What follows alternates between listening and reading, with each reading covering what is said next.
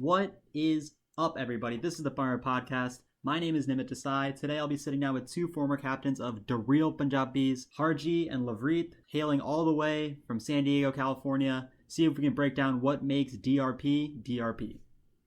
All right, let's get started. So now I've been watching DRP for a long time, and I feel like you guys have been dancing on a team forever.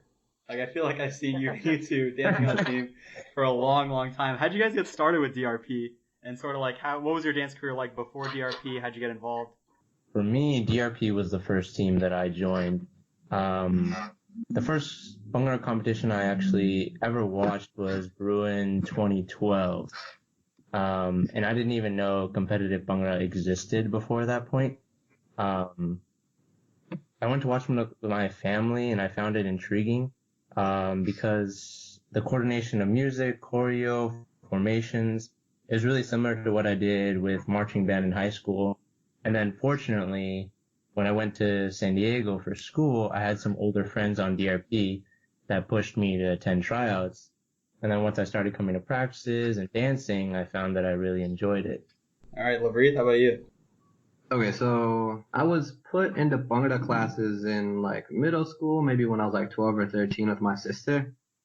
And I probably did that for like a month, and then I ended up hating it. Yeah. Yeah, so after that, I kind of stayed away from it.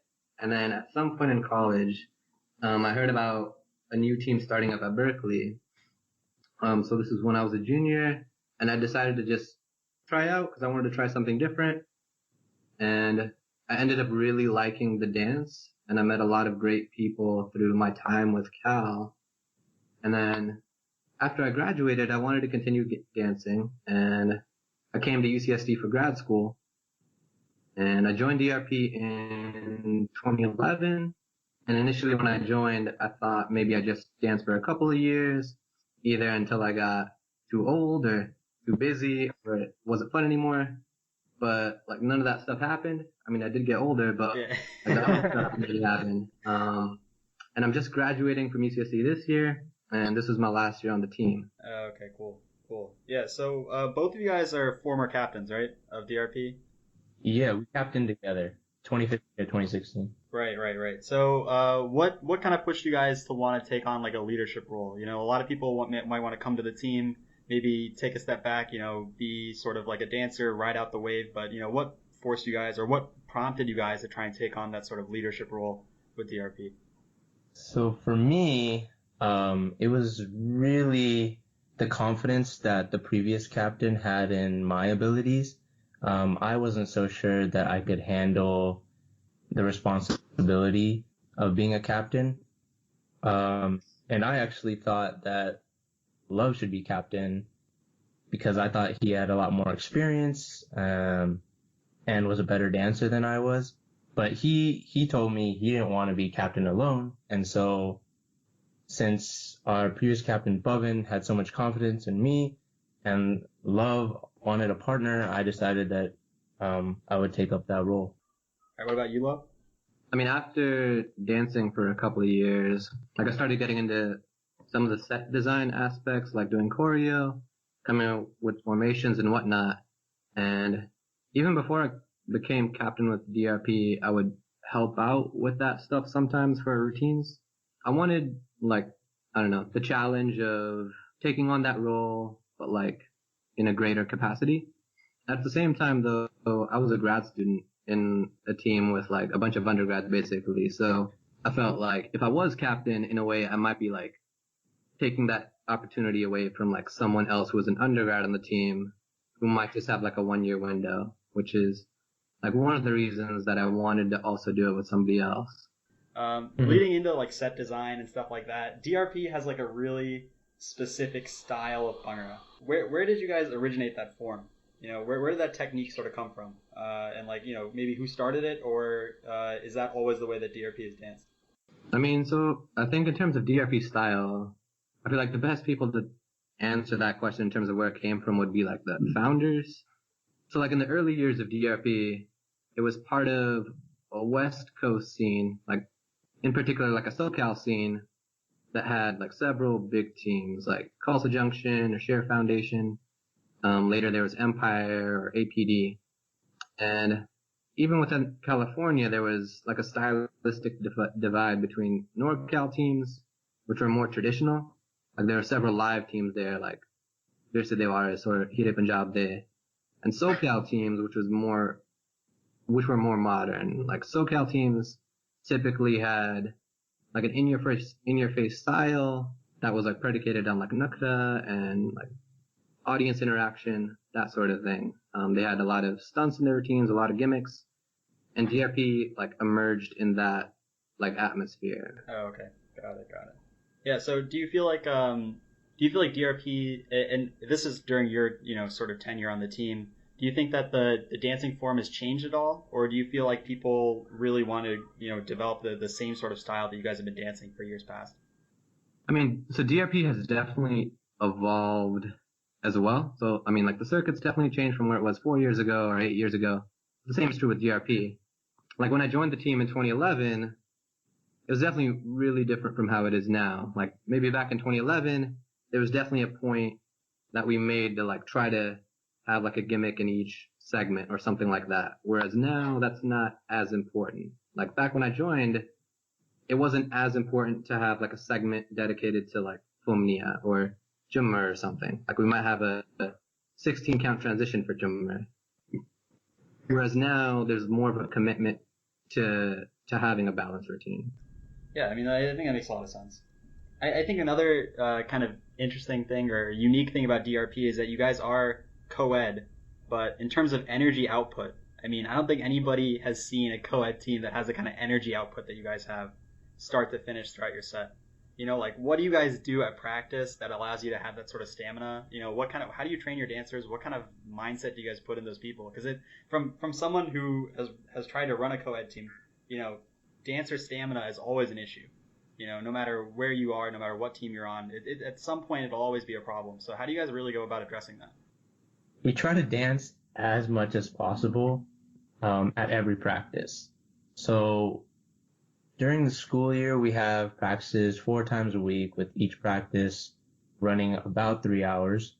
And then each practice would consist of a minimum of 3 full-out run-throughs.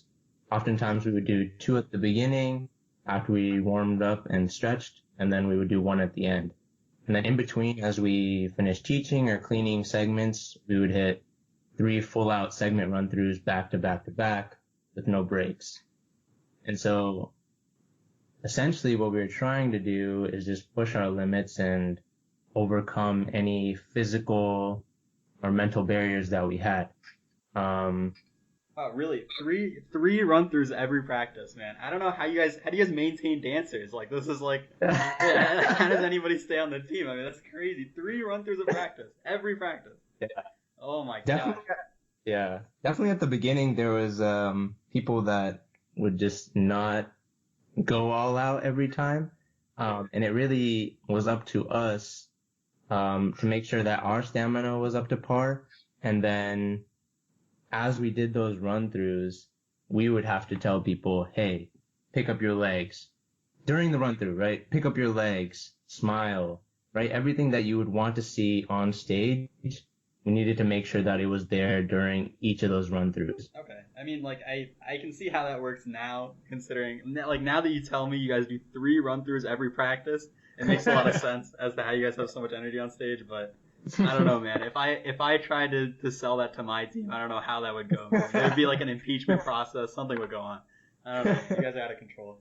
But another thing that's really unique to you guys is that you guys have a real focus on production value, which is something that you might see in the fusion circuit, but you don't really see on the Bhangra circuit, except for like maybe Empire. Why do you guys have? Why do you guys prefer such a production heavy set? Do you feel like you ever get worried about someone labeling you as non-traditional, and that might be hurting you at different comps or things like that? Or, what do you think production gives you as an advantage over other teams? Simply put, I think production is entertaining. We know that people are paying to watch us dance, and we want them to be entertained. Production allows us to draw the audience into our world and our vision.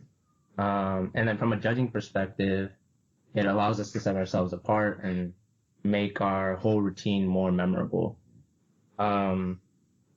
personally, as for the you're not traditional critiques, I understand them and I think they're valid, but I think the diversity in our approaches to Bhangra is what keeps the circuit interesting. Like, I really enjoy watching SPD and NJ, but I also enjoy watching KPGD and PK, right? Our team is interested in innovation. We're interested in pushing the envelope to create that holistic experience every time we step on stage. Production aids us in that mission. Right. And I mean, and one thing I have to ask you guys about is like, how much time do you guys spend doing production as opposed to, in addition, I'm assuming, to practice? Because, you know, I remember a couple years ago you guys built a tractor and then put that on stage, and then you had somebody doing jumps on it at the end. I mean, that's just, like, that had to be a solid tractor, you know, that couldn't have just been made out of, like, paper or something. So, you know, how much time do you guys spend, you know, leading up to a big competition like, let's say, Bruin, on production? You know, is that something that it takes away a lot of your practice time, or do you guys do that in addition to practice? Yeah, so it's usually in addition to practice. So, in my first 3 years on the team, we did spend a lot of time building these large structures, but these past 2 years, we've kind of moved towards, building smaller props that have similar impact, like the ribbons or the smoke dolls. And we found that allows us to make sure we have enough time to practice and relax, not only during the year as we're preparing for a competition, but also during the competition weekend. Okay. What is your process to coming up with these gimmick ideas? Because I think out of, you know, the last 5 years or so, you know, when you think about big time gimmicks, you think about DRP. So, you know, like the smoke dole, the tractor, you know, like the list goes on and on and on and on. You know, how do you guys come up with all these gimmicks? And like, do you guys have a process that you guys do this with? Or is it just like you're walking down the street, something inspires you and you're like, oh man, we should do that. That'd be crazy. I think it kind of just depends. And I'll let Harji add on to this later. So typically, I mean, what we started doing in the past 2 years is like in terms of like song selection, in terms of gimmick ideas and whatnot. Before competitions, we'll create like a Google Doc and we'll let anyone from the team like add song ideas or add gimmick ideas that they have. Like in terms of certain specific things, like for the tractor, like we had a song idea in mind and the lyrics like played off of that. Like there's a tractor and the lyrics of the song. The smoke dolls actually came from like a religious video that someone posted in our Facebook group. Yeah, which is really random, but like that's where we got the idea from. Like occasionally we'll get ideas for stunts through like hip hop routine videos, then that we like try to adapt to Bhangra a little bit, so stuff like that. I mean, and also like I know you guys did like the ribbon gimmick, or I guess it was more of a segment than it was a gimmick. You know, how often do you guys pull from other dance forms to try and find, you know, like something that's a little bit different? You know, do you guys spend a lot of time watching videos outside of our circuit? Yeah, I spend a good amount of time watching videos outside of our circuit, and I think it comes from all sorts of performing arts, not only other dance circuits, but also magic, music, like color guard and marching band, and theater. I'd say I spend about 25% of my time watching other performances, and then about 75 watching Bhangra videos. Do you guys feel like, because I know I feel this way, where I watch a Bhangra video and I say, oh man, maybe they did something cool, but you know, now we can't really do that because like you know, they just did it, right? So Yeah. you know, it's difficult for me to sit there and be like, oh yeah, we should totally use that when they just did it. So Right. I don't know. I guess trying to pull from live teams, pulling from other circuits, you know, that definitely helps. You know, moving on a little bit, you know, I think another thing that DRP, you know, to kind of round out the end of set design, another thing you guys are known for is formations, right? You guys are a very formation heavy team. You guys have a lot of, you know, if you watch your set, you guys have a lot of layering. You guys have a lot of, you know, a lot of movement around stage and a lot of formation concepts, right? Like real mechanisms that you can really see working. I know somebody posted on BTF of this like formation app or like, and there's a lot of different ways that a lot of people teach formations. How do you guys go about it? How do you guys go about making them? We definitely used that formation app. So it was actually created by one of our former captains, Rohan. And we're definitely lucky to have it. It definitely helps us like visualize formations and like what will work. In terms of like what I do personally, like one of the things that I like to aim for is I like to try to come up with what I call like 16 count formations. So like what I mean by that is it's like a formation that'll take 16 counts to complete. Like sometimes it'll be like a 4 count movement followed by like another 4 count movement that's similar. Overall it takes 16 counts, which is different from what I see a lot of teams doing, which is typically like a 4 count movement or like an 8 count movement where they'll like shift from one shape to another shape. And I feel like a lot of the times teams will have like a movement simply for the sake of having movement. Like in terms of like thinking of formations, I don't know, a lot of times I'll just listen to like a song or a segment that we're working on, and I don't know, I'll just like listen to it again and again for like an hour or 2 hours, and maybe something will come to me. Sometimes I'll just be in class and like drawing shapes like X's and O's, and then maybe something will pop out. But it just takes time. No, actually, that happened to me. I was sitting in class. I was drawing out formations for one of our sets, and the guy sitting next to me is looking at my paper, and he's like, "Dude, this has nothing to do with the lecture. Like, what are you writing on this piece of paper?" He's just seeing like a bunch of X's and O's and just like a bunch of arrows and stuff. It was hilarious. Yeah, but I definitely feel that. You kind of just whenever it comes to you, it comes to you. But yeah, so I guess moving on from sort of the set design aspect. You guys are a really long-lasting collegiate team. Like, you guys have been around for a really long time. And I think that's something that a lot of collegiate teams struggle with, considering there's so much dancer turnover. And so, how do you deal with dancer turnover? How do you train your younger dancers? Do you guys have, like, sort of a system? I know CMU has a system where they have, like, a B team, and then, you kind of graduate to the A team or something like that. Do you guys have a system like that? How do you guys deal with that sort of, dancer inconsistency?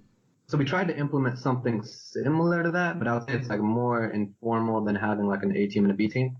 Like in my earlier years with the team, that dancer turnover was a much bigger issue because I would say most of the dancers that we had when they joined would stick with the team for 2 years. Gradually, the number of the dancers that we had that stuck with it for 4 years increased. And I think now that when we have new members who join, they see the senior members on the team able to successfully manage like their schoolwork, with the dance, with their social lives, and that makes them more inclined to want to do the same. So in the last couple years in particular, we've tried to field a larger team. Like last year, we had maybe like 30 active members on the team, and then this year again, it's maybe like 25 active members or so. And like the idea was, while the new members might not get the chance to dance immediately or like compete immediately, they would hopefully get that chance if they stuck with it in the following years. And then one of the things that we've been able to do is like both last year and this year, we had enough either like new members, first year dancers or second year dancers to send those guys, the first and second years, to a competition. So like this past year, we sent our newer members to Vegas. And last year, we sent them to West Coast Bhangra. Yeah, so and in a sense, I think one thing that a lot of people have an issue with when they try and have this sort of like, formal or informal A team and B team concept is that sometimes the people on the B team might be a little bit less inclined, considering they don't have as many performance opportunities as some of the other members might have. So how do you sort of deal with that, maybe a little bit of that frustration? How do you kind of create a positive team environment around these people so that, if they only perform once throughout the whole year, it's still a very meaningful performance? I think a lot of it has to do with the way we run practices. So every practice is mandatory for every member. And at those practices, we ensure that we have a plan for both the people on the roster and the people off the roster. Right? So sometimes we would have members that had enough experience to teach others, but weren't experienced enough to be on a competitive team, teach those newer members form or choreo, whatever it was, right? And that gave them something to work on every time they came to practice. They felt that it mattered that they were there.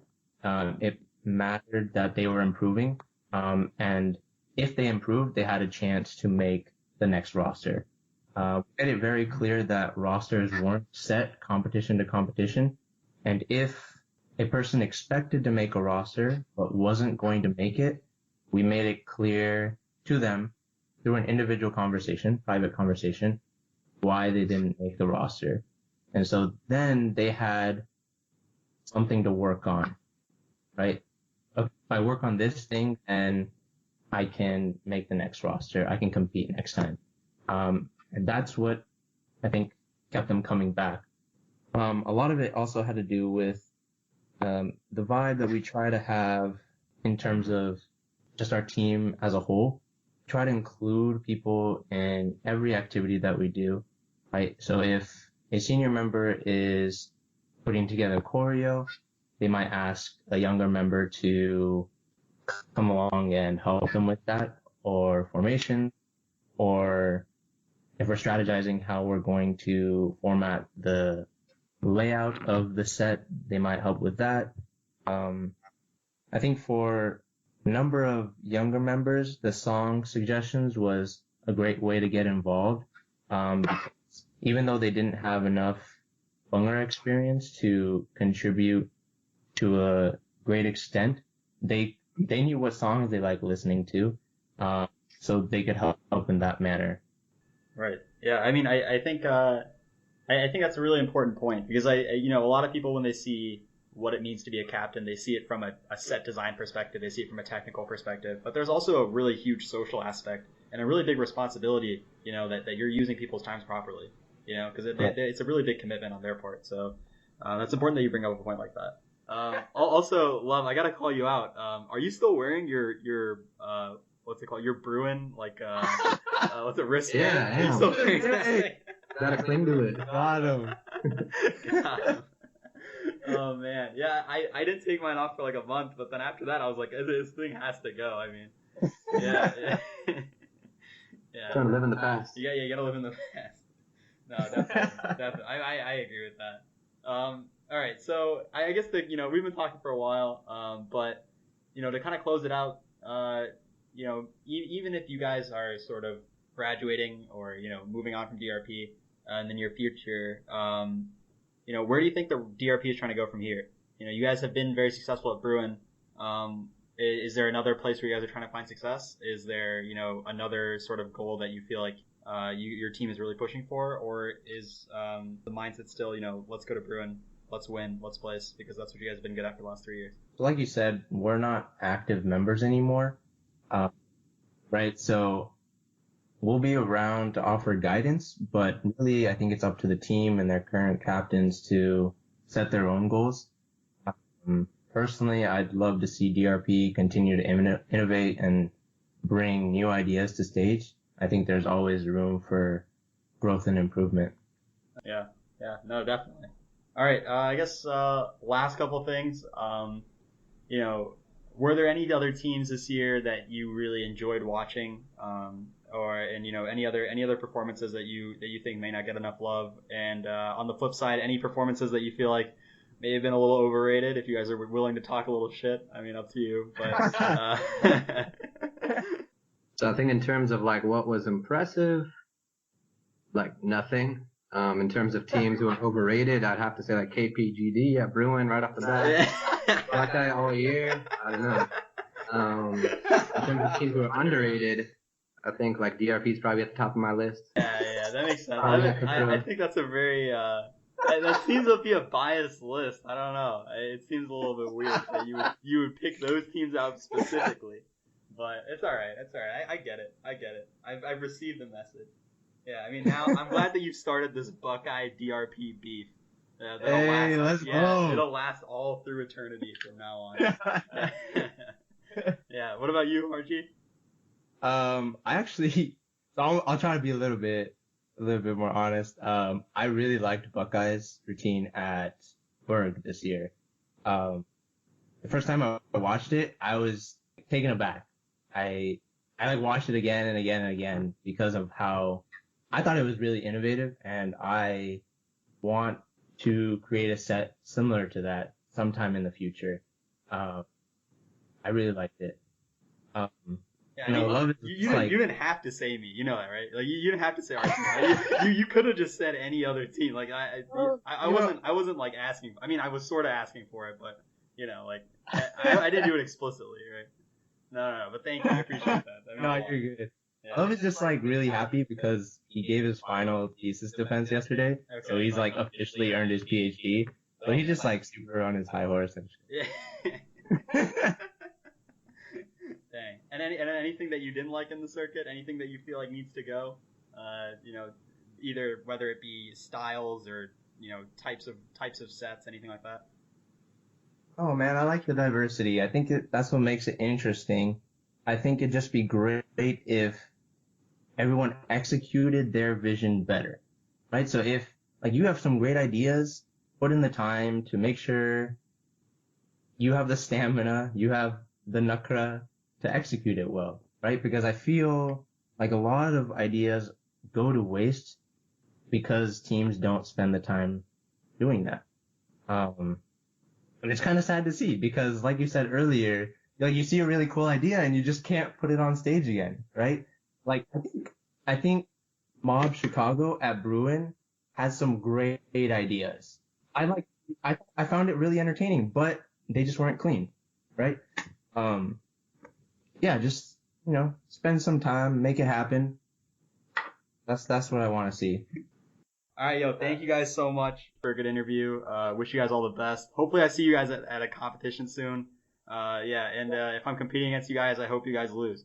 So, yeah, thanks. All right. Keep hoping, my friend. Yeah.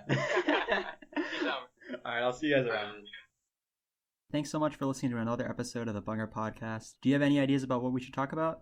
If so, email us at bhangrateamspodcast@gmail.com or hit us up on Facebook, Instagram, or Twitter at the Bhangra Podcast. If you like this podcast, subscribe on iTunes, Stitcher, or wherever you listen to podcasts so that you get the podcast automatically downloaded as soon as it hits the feed. And if you really want to help out the podcast, please leave a review on iTunes and let us know how we're doing. Shout out to Mideast Muslim Beast 14 for leaving us a review. Thanks so much, and hope to see you next time. And hope to see you next time. And hope to see you next time. And hope to see you next time.